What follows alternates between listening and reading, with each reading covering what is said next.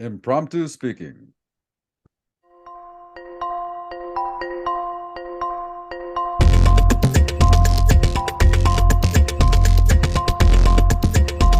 All right, Larry, impromptu speaking.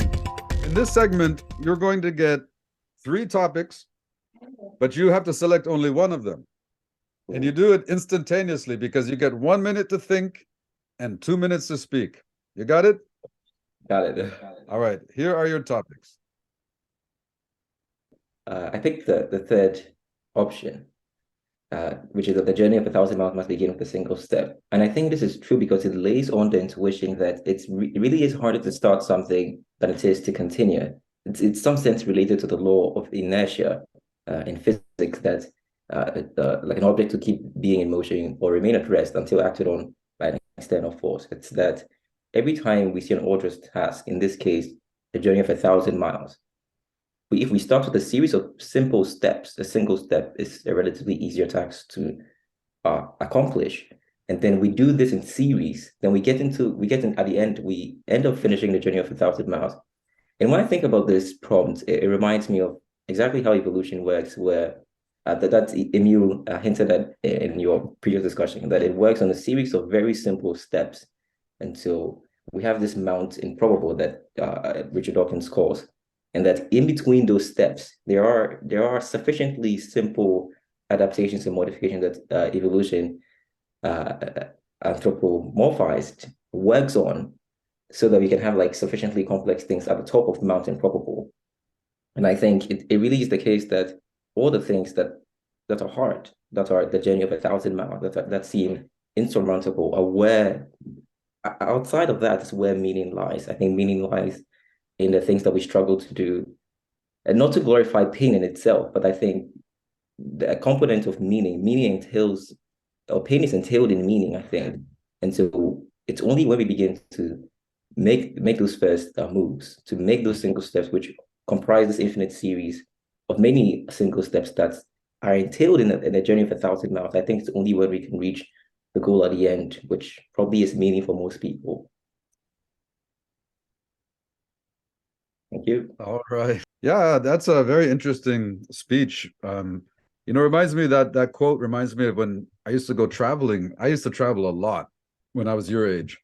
And many times I was about to go someplace and the people would say, don't go there. Don't be crazy. You're going to get killed. That's a dangerous place. And then as soon as I arrived there, I realized it's just people. People are people, like everywhere in the world. People are people, and most people are good people and helpful people and kind Right. people, warm and open. But there's always people who want to tell you some sort of nightmare story to get you scared before you go. But you realize if you just have the courage to take that step, the rest is easy. It really is. But the first step requires the courage. So I That is always right. tell my students that first step is half the battle. If you can take Right. that first step, you're halfway there. Right. That's exactly right. I think when people make claims like this, like again, we go back to the remembering. So how do they remember what it felt like to be in that space? Maybe it's been characterized by this one peak event of which I was really terrible, or maybe the end event, which is part of the peak end rule. But in between all the mundane days in being in that space would probably be as safe could be. And in such case, then the calculus of what living in that space entails would be mistaken just because they only remember the peak or the end of the experience in that space. So there is a question, there is a right answer to, is this place safe? And in your experience, they were wrong. It was safe, safer than they at You least know, proclaimed it to be. where there are people, there's kindness, and yeah, I'm telling you, True. in my travels, all through, I think I've been to over 80 countries in my travels and spent almost 11 years outside of Canada traveling. Wow.